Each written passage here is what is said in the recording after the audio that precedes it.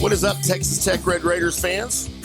It's your old friend Timm here with the Texas Tech Red Raiders Daily Blitz. Welcome into the program. Welcome into the network here on FanStream Sports. Make sure you check out FanStreamSports.com for all your NFL and college football needs, podcasts, news, things like that. It is Saturday evening, which means it is TCU postgame, and not a happy TCU postgame, as this one was kind of a weird one. I'll be honest. Started out extremely slow for the Red Raiders. They go down 14-3 very quickly. And then it ended very slowly for the Red Raiders as they fall 35-34 to the TCU Horned Frogs out in Fort Worth at Amon G. Carter Stadium. Texas Tech scores 3 in the first and 3 in the fourth with 28 points in between. As they overcame an early 14-3 deficit, they went up by 17 later in the game, but it was Texas Tech with 21 points in the second half to come back very, very late and win this one.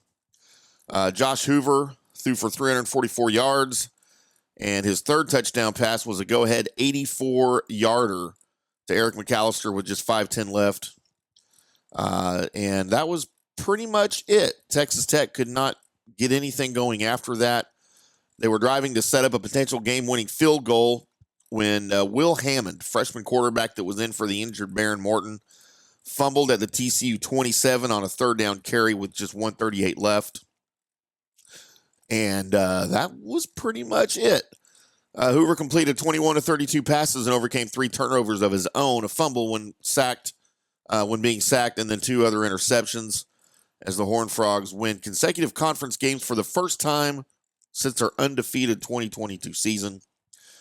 Hoover also threw an 8-yard TD to tight end DJ Rogers in the fourth quarter. The Red Raiders were up 31-14 after Hammond threw a touchdown and ran for another one on the first 2 drives after halftime.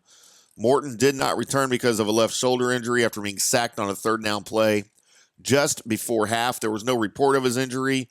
Nobody knew anything until he did not come out for the second half with the team. When he did, he was in street clothes, and that's when Hammond was inserted into the game. TCU had a 14-3 lead in the first quarter after receiver Savion Williams turned a direct snap into a 35-yard touchdown run. He also had a 75-yard catch and run for another score. I tell you, Savion Williams is good at football. It was interesting that they kind of got away from him when they got down, and it was just that's when Tech sort of got back into the game and then took over the game. He ended up with 11 carries for 72 yards and caught 3 passes for 81 yards. Taj Brooks, the Big 12's leading, good God, that's easy for me to say. The Big 12's leading rusher, and he still is, had 30 carries for 121 yards. Reese Burkhart and Hammond had all 4 TD runs for the Red Raiders. Burkhart's run was on a sweep on a fake field goal when punter Jack Burgess tossed the ball over his shoulder, and that was set up by Harvey Dyson's sack and fumble recovery. Brooks has now run for at least 95 yards in 18 consecutive games, including 15 with at least 100 yards. The only FBS player since 1996 with a longer streak was 19 in a row by Minnesota's Muhammad Ibrahim for back in 2020 to 2022 or 23, I believe it was. I can't remember. So now Texas Tech has lost back-to-back Big 12 games after winning their first 3 in one-score games. Burkhart scored a touchdown, but he was wide right on a 50-yard field goal attempt in the second quarter after Hoover's first interception. Hammond was 10 of 15 passing for 121 yards after Morton completed 13 of 22 for 137. TCU had a nice comeback, but had to endure turnovers. The Horned Frogs now have 16 turnovers. That's 8 fumbles and 8 interceptions that have led to 58 points for opponents in their last 4 games. So what's next? The TCU Horned Frogs will head south to play Baylor next Saturday night. The Texas Tech Red Raiders will be at number 10 Iowa, undefeated number 10 Iowa, who is open this weekend with their bye week. So time to regroup, time to evaluate Baron Morton, time for Joey McGuire to figure some things out on defense, as the defense sort of laid down and fell asleep in the second half here on this one. After the offense had gotten the big lead, the defense helped give them that lead, of course, with the turnovers. But in pass coverage, you cannot allow those big chunk plays. I think Tech, I don't know what the stat is, but I know they're way up there in chunk plays. That apparently there's a definition for that. I don't know what the yard. I think maybe over 20 yards is what the official definition of a chunk play or a splash play is.